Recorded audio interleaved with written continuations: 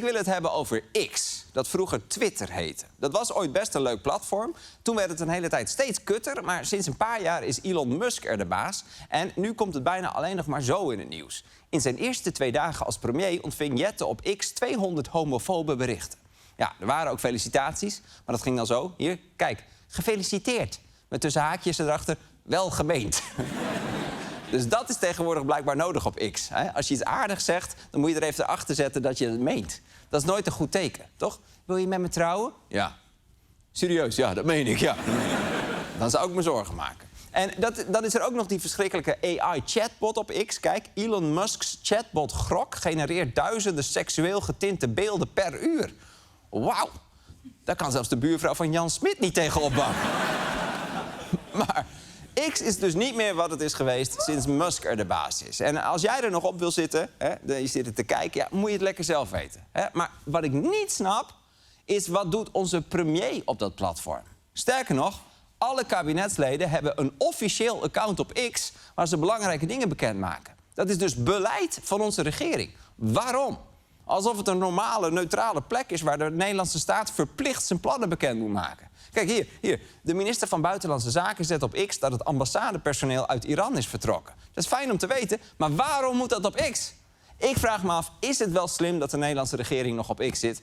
Moet het bestuur van ons land meewerken aan het verziekte platform van een Amerikaanse techmiljardair? We duiken daarin, ik doe mijn jasje uit. Het is tijd voor...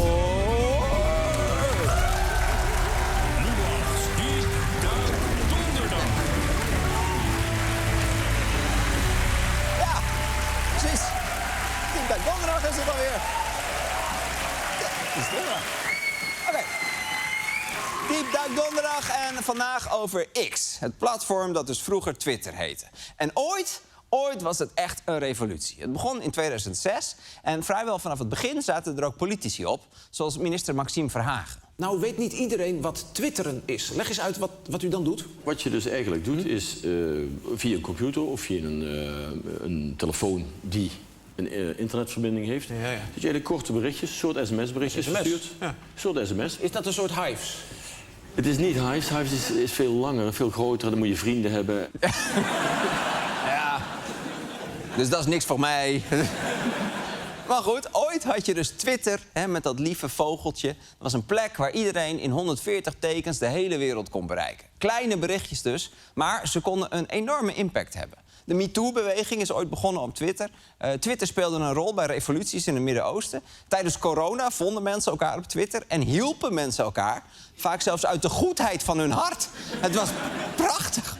En Twitter was heel lang een ontmoetingsplek voor journalisten, politici, kunstenaars, wetenschappers. Maar ook een plek waar beroemde mensen een inkijkje gaven in hun hele normale leventje. Hier, Jochem Meijer. Bananenbrood is groot succes, hoe lekker. Of hier, Luciel Werner. Gezellig in het zonnetje, even lynchen met mijn zus.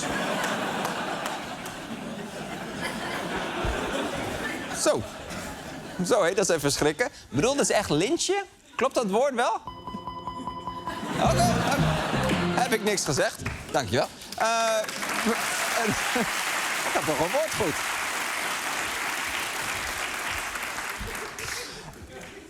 Een revolutionair platform dus. Superhandig en best wel gezellig. En tuurlijk, er werd ook gescholden en gedreigd, maar als mensen echt te ver gingen, dan blokkeerde Twitter vaak die accounts. Zelfs Donald Trump werd van Twitter gegooid na de Capitoolbestorming. Maar toen, een jaar of 3 geleden, kwam Elon Musk het Twittergebouw binnenwandelen. En dat ging toen zo.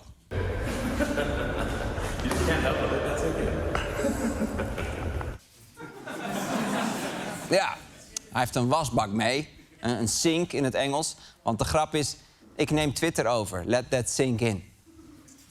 Snap je? Daarna heeft hij nog wat mensen getaserd. Schokkende overname, toch? Hier. Nou, maar goed. Musk kocht Twitter en was principieel tegen het blokkeren van haataccounts. Dus hij liet vrijwel direct allemaal geblokkeerde figuren weer terugkomen. Zoals Donald Trump, maar bijvoorbeeld ook Alex Jones. Een samenzweringsgek die Twitter had gebruikt om na een schoolshooting de ouders van dode kinderen te terroriseren met het verhaal dat het allemaal een hoax was. Hey, welkom terug, man. Leuk. Best heftig, maar Musk zei... nee, dit is juist mooi. Ik maak van Twitter een bastion van vrije meningsuiting. Dus hij ontsloeg meteen 1200 medewerkers... die zich bezighielden met het verwijderen van haatberichten. Die mensen die de ergste shit moesten weghalen. En dit is wat er vervolgens met Twitter gebeurde. Sinds Elon Musk Twitter heeft overgenomen... neemt de onrust toe rondom het bedrijf. Uit tal van onderzoeken blijkt dat het aantal haatberichten op Twitter is toegenomen. We found significant increases in hate speech against women, against Jews, against LGBTQ+ people. On Elon Musk's Twitter, it is perfectly acceptable to systematically harass an individual for their identity or because of their ideas. Ja, meer pesterijen, meer haat, meer racisme. Zeg maar het verschil tussen mijn oom Gerrit nuchter en mijn oom Gerrit na een paar borrels. Maar goed, Musk heeft Twitter dus flink veranderd en daar hoorde ook een nieuwe naam bij, X. En inmiddels werkt er bij X geen enkele Nederlandstalige content moderator. 0. Dat is toch niet te geloven? Dat is echt erg. Verstaan ze toch niet? Want, we zagen het net al, maar moet je kijken wat de premier daar allemaal naar zijn hoofd krijgt. Hier, dit was allemaal onder 1 tweet. Stinknazi, vieze leugenaar, tyfusporum. En je kunt beter de moslims gaan vergassen met je homokop. En zo gaat het echt honderden berichten lang door. Nou, dan ben ik toch wel benieuwd. Wat had Jette dan gepost dat iedereen zo boos was? Had hij begrip getoond voor Hamas? Een basisplek geëist voor Wout Weghorst? Nee, hij had opgeschreven dat gemeenten belangrijk zijn... en dat hij 4 burgemeesters heeft leren kennen. Hoe durft hij? Maar dit is dus X in 2026. En misschien zit jij wel op Facebook of op Instagram... en dan zeg je nu, ja, wacht even, ik zie ook wel eens dom gescheld langskomen. En dat klopt, het is wat minder overheersend dan op X... maar trieste figuren heb je overal. Maar wat X zo'n extra kutbedrijf maakt... is dat ze dat probleem dus totaal niet serieus nemen. En het gaat niet alleen om schelden, maar ook om porno en geweld. Instagram heeft bijvoorbeeld allemaal systemen om dat op te sporen... maar bij X heeft Musk die allemaal uitgekleed. Gesloopt. Sterker nog, Musk is zelf een soort internettroll. Hij steunt antisemitische tweets, hij manipuleert beurskoersen met leugens... en beschuldigt willekeurige mensen van pedofilie. En kijk, ik ben ook voor de vrije meningsuiting. Maar dit is een bedrijf. En als een bedrijf er bewust voor kiest om strafbare, gewelddadige content te laten staan... en om berichten waar mensen kwaad om worden expres naar boven te pushen... dan is mijn persoonlijke mening dat dat een onverantwoordelijk kutbedrijf is. En weet je waar X ook te weinig tegen doet? Buitenlandse nepaccounts. De afgelopen maanden vonden we honderden nepaccounts op X. Ze lijken uit Nederland te komen, plaatsen Nederlandstalige berichten... en volgen veel Nederlandse X-gebruikers. Het gaat om duizenden opruiende berichten over polariserende onderwerpen. Er zijn honderden AZC's bijgekomen en nog komen de Nederlanders niet in opstand. Wanneer is de maat vol? Ja, een bericht over AZC's van Realistisch Nieuws. En dat werd dan geretweet door de Nederlandse vrouw Anok van Dienik. Ja, wie kent er niet een Anok, toch? Alleen bij mij op de redactie hebben we al 3 Anoks. Anok van Daki, Anok van de Knark, Anok de Knok. Toch, Anok? Ja. En van dit soort accounts zijn er dus nog veel meer. En rond de verkiezingen plaatsten ze tienduizenden berichten op X... met als doel om hier de boel te ontwrichten. Jongen, alsof we daar hulp bij nodig hebben. En over hulp gesproken, op X hebben al die trollen en racisten er dus een assistent bij gekregen, namelijk Grok. Dat is een chatbot, zoals ChatGPT, maar dan wat minder politiek correct. Grok is weer uit de bocht gevlogen. Na antisemitische opmerkingen en het ophemelen van Hitler... is de chatbot voor de zoveelste keer teruggefloten. Grok beweerde bijvoorbeeld dat mensen met een Joodse achternaam... vaker haat verspreiden. En als je vroeg, is Hitler de juiste persoon om haat tegen witte mensen aan te pakken... reageerde de chatbot met, zonder twijfel... hij zou er elke keer resoluut mee afrekenen. Oké, heftig. En natuurlijk, met een beetje moeite kun je de meeste chatbots wel tot gekke dingen verleiden. Ik bedoel, mijn robotstofzuiger zit momenteel ook vrij diep in de manosfeer. Echt. Hoe dat ding tegen mijn vrouw praat, ik vind het echt niet oké. Echt. Ga zelf stofzuigen, bitch. Maar Grok kun je alles vragen, ook plaatjes. En Grok zegt niet zo snel nee.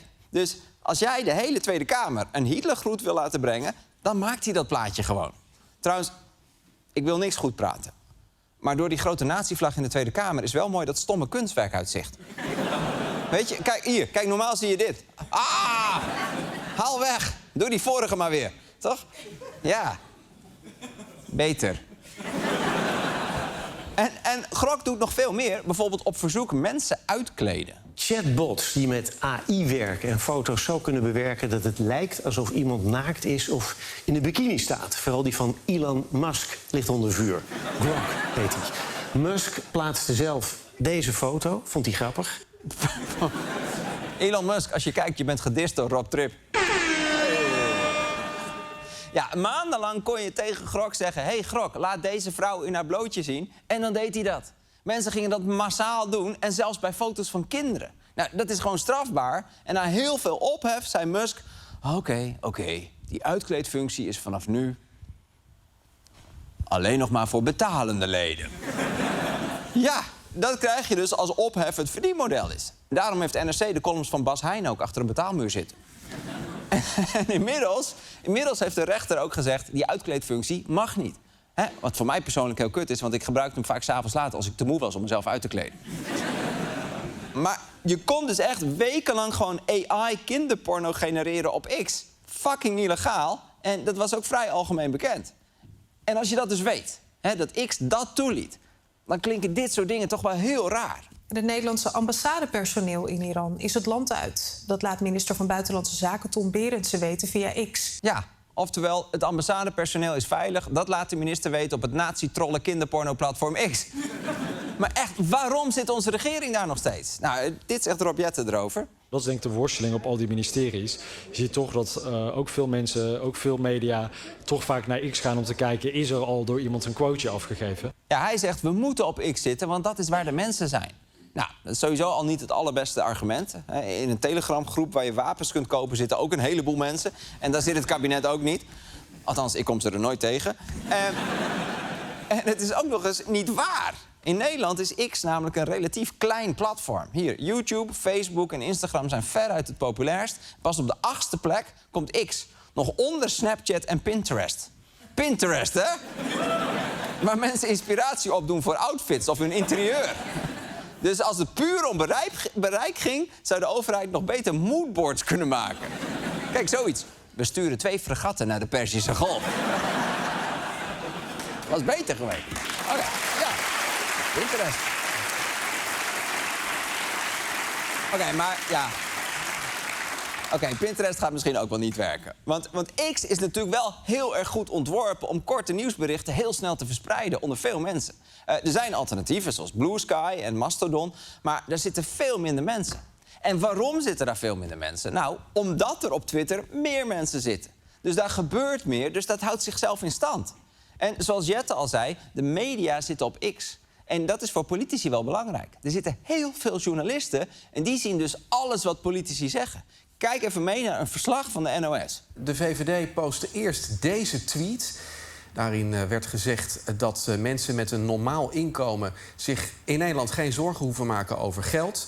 Daar kwam Pieter Omtzigt met een reactie op. Die zei, nou, ik deel eigenlijk wel je mening. Ben benieuwd naar je analyse hoe dit is gekomen. Nou, daar kwam Dylan Jezelkus meteen weer overheen. Daarna bleef het rustig op X. Ja, nog even. De NOS gaat dit live doen op de radio. Ja, we gaan je even onderbreken, want er is getweet in Enschede. Ja, Omtzigt met een heerlijke uithaal, vol in de kruising. Zo staat het qua retweets weer gelijk. Terug naar het voetbal. Trouwens, de kledingstijl van Albert Bos is wel echt smash.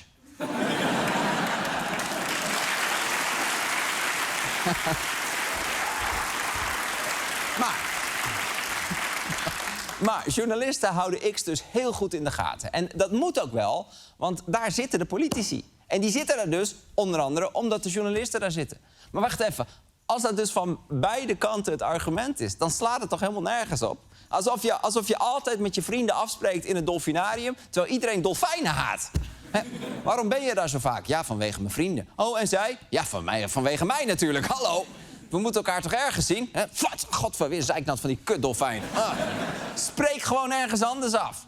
En dan zeg je, ach, meneer, het is overal kut. Facebook is ook een rotbedrijf en TikTok ook. Nou, ten eerste, als je dat zegt, dan klink je ook een beetje als een kookgebruiker... die zegt, alcohol is ook een harddruk, hè? En ten tweede, inderdaad, ik vind ook zeker niet... dat ministers een officieel TikTok-account moeten hebben. Tuurlijk niet.